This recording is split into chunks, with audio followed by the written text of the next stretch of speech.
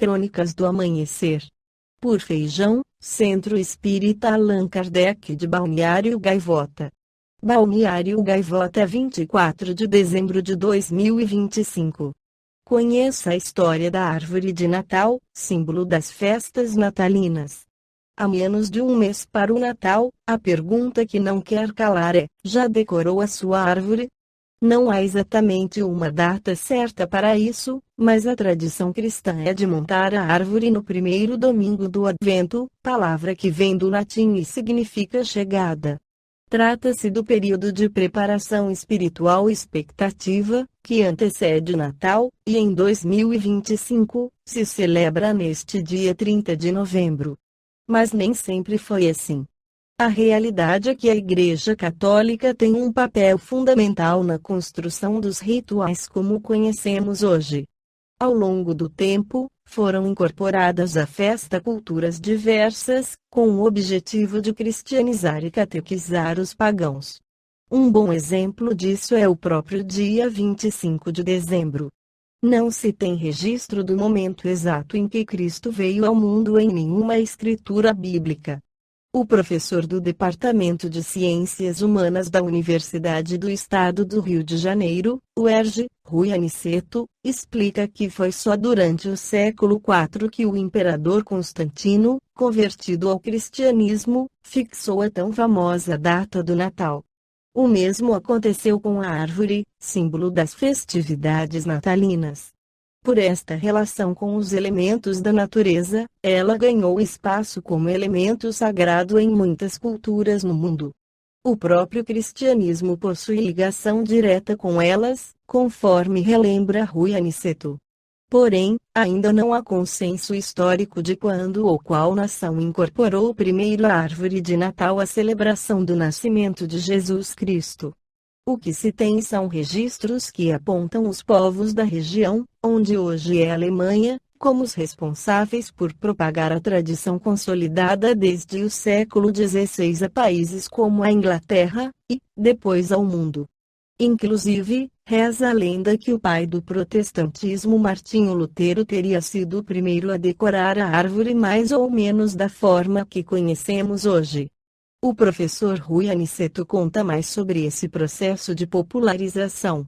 Aqui no Brasil, o primeiro registro de uma árvore de Natal data de 1824, na comunidade alemã de São Leopoldo, no Rio Grande do Sul.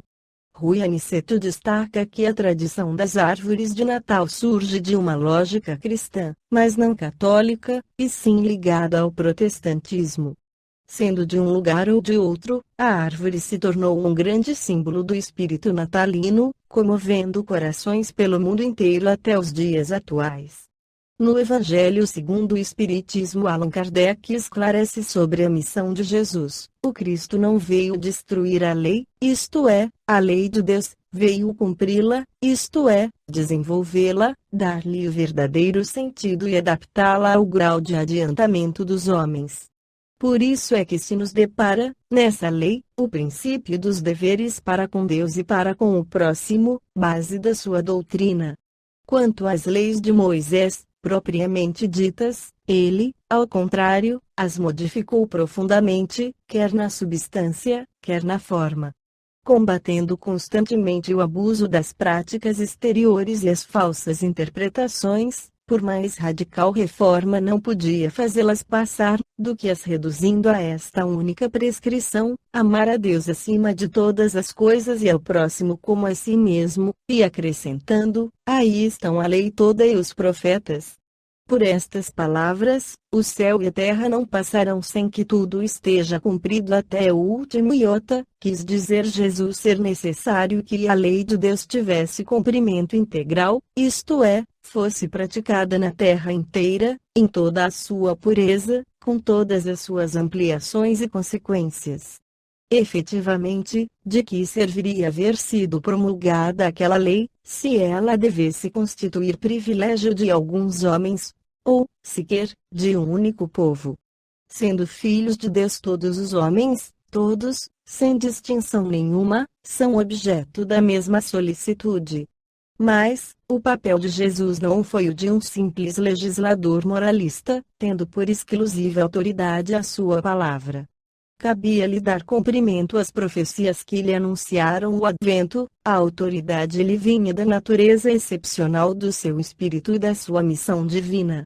Ele viera ensinar aos homens que a verdadeira vida não é a que transcorre na terra e sim a que é vivida no reino dos céus. Viera ensinar-lhes o caminho que a esse reino conduz, os meios de eles se reconciliarem com Deus e de pressentirem esses meios na marcha das coisas por vir, para a realização dos destinos humanos. Entretanto, não disse tudo, limitando-se, respeito a muitos pontos, a lançar o germen de verdades que, segundo ele próprio declarou, ainda não podiam ser compreendidas. Falou de tudo, mas em termos mais ou menos implícitos.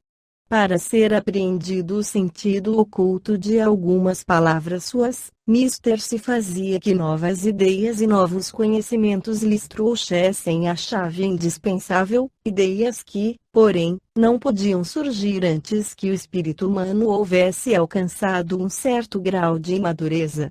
A ciência tinha de contribuir poderosamente para a eclosão e o desenvolvimento de tais ideias. Importava, pois, dar à ciência tempo para progredir. Esta foi a crônica do amanhecer de 24 de dezembro de 2025. Por Alfredo Feijão Lopes.